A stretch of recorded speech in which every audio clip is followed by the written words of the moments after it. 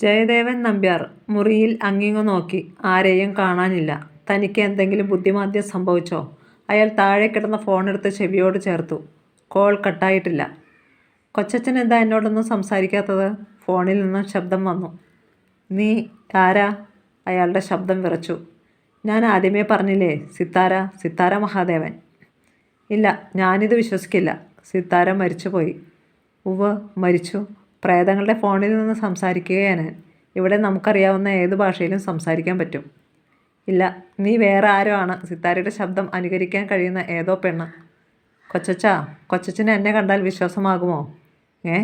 അയാൾ വെട്ടിത്തിരിഞ്ഞ് മുറിയിലെമ്പാടും നോക്കി. കാണാൻ പറ്റുന്നില്ല അല്ലേ? പക്ഷേ ഈ മുറിക്കകത്ത് ഞാനുണ്ട്. കൊച്ചച്ഛന് എന്നെ കാണാൻ സമ്മതമാണെന്ന് പറയുന്നത് വരെ എന്നെ കാണാൻ പറ്റില്ല. സമ്മതമാണോ? വേണ്ട. ശരി, വേണ്ട. നമുക്ക് ഫോണിൽ തന്നെ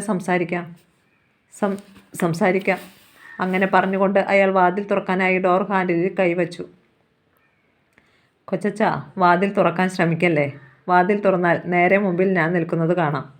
ജയദേവൻ നടുക്കത്തിൽ ഡോർ ഹാൻഡിൽ നിന്നും പിടിവിട്ടു. അയാൾ മേശയ്ക്കടുത്തേക്ക് നീങ്ങി. അവിടെ മറ്റൊരു ഫോൺ ഇരിപ്പുണ്ടായിരുന്നു. അയാൾ അത് കയ്യിലെടുത്തു.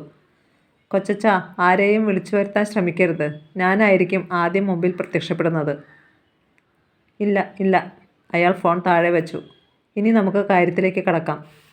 ശരി, അങ്ങനെ ആയിക്കോട്ടെ. ഞാൻ ചോദിക്കുന്ന എല്ലാ ചോദ്യത്തിനും കൃത്യമായിട്ട് ഉത്തരം പറയണം. മരിച്ചുപോയ ആത്മാക്കളോട് കള്ളം പറയാൻ പാടില്ല. കാരണം ആത്മാക്കൾക്ക് കണ്ണാടി ചില്ലിൽ കാണുന്നത് പോലെ എല്ലാ സത്യവും നേരിൽ കാണാനും തിരിച്ചറിയാനും കഴിവുണ്ട്. ചോദിക്കട്ടെ? ചോദിച്ചോളൂ. ജയദേവൻ്റെ സ്വരത്തിൽ വിറ പടർന്നു. എൻ്റെ അച്ഛനെ കൊല്ലിക്കാൻ കൈലാസ്നാഥിനൊപ്പം കൊച്ചച്ഛനും കൂട്ടുനിന്നില്ലേ? ഞാൻ നേരിട്ടൊന്നും ചെയ്തിട്ടില്ല.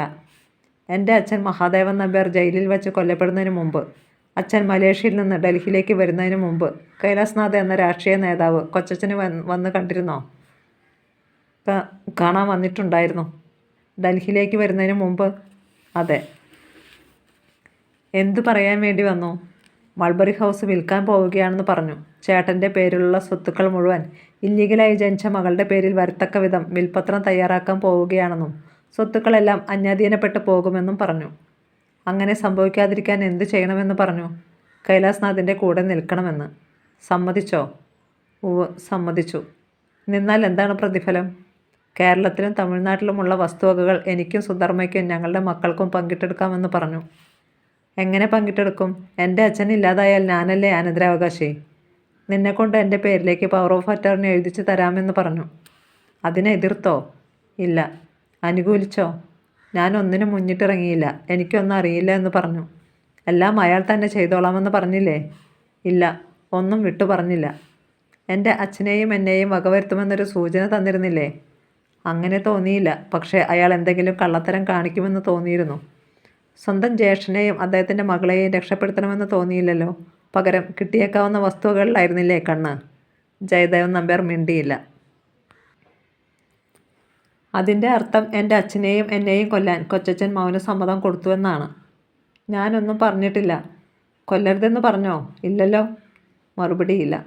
കൊച്ചച്ഛൻ്റെ ജ്യേഷ്ഠൻ എൻ്റെ അച്ഛൻ മഹാദേവൻ നമ്പ്യാർ ജയിലിൽ വെച്ച് മരിച്ചപ്പോൾ അതിൻ്റെ പിന്നിൽ പ്രവർത്തിച്ചത് കൈലാസ്നാഥനാണെന്ന് അറിയാമായിരുന്നില്ലേ? അറിയാമായിരുന്നു. ജയദേവൻ നമ്പ്യാർ ഒരെതിർപ്പും കൂടാതെ സമ്മതിച്ചു. എൻ്റെ അച്ഛൻ്റെ മരണശേഷം കൈലാസ്നാഥ് കൊച്ചച്ഛനെ കാണാൻ ഇവിടെ വന്നിരുന്നു അല്ലേ? കോലാലംപൂരിൽ നിന്ന് എന്നെ വിളിച്ചു വരുത്തി എങ്ങനെ പവർ ഓഫ് അറ്റോർണി തയ്യാറാക്കണമെന്നും എങ്ങനെ എന്നെ വകവരുത്തണമെന്നും ആലോചിക്കാൻ വേണ്ടിയല്ലേ? അങ്ങനെയൊക്കെ സംഭവിച്ചു പോയി. അതൊന്നും എൻ്റെ പൂർണ്ണ മനസ്സോടെയല്ല. എന്നെക്കൊണ്ട് സമ്മതിപ്പിക്കുകയായിരുന്നു. തോക്ക് കാണിച്ചല്ലോ പ്രലോഭിപ്പിച്ചത്. ഭീമമായ സ്വത്ത് കാണിച്ച് പ്രലോഭിപ്പിച്ചിട്ടല്ലേ? ജയദേവൻ നമ്പ്യാർ മറുപടി പറയുന്നില്ല. ഉത്തരം പറയണം. അതെ, സ്വത്ത് കാണിച്ചാണ്. പവർ ഓഫ് അറ്റോർണി എഴുതി വാങ്ങിയ ശേഷം എന്നെ കൊല്ലണമെന്ന് തീരുമാനിച്ചതും ഇവിടെ വച്ചല്ലേ? ഇല്ല, നിന്നെ കൊല്ലണമെന്ന് തീരുമാനിച്ചിരുന്നില്ല. മെൻ്റൽ ഹോസ്പിറ്റലിൽ അടയ്ക്കണമെന്ന് മാത്രമായിരുന്നു ധാരണ.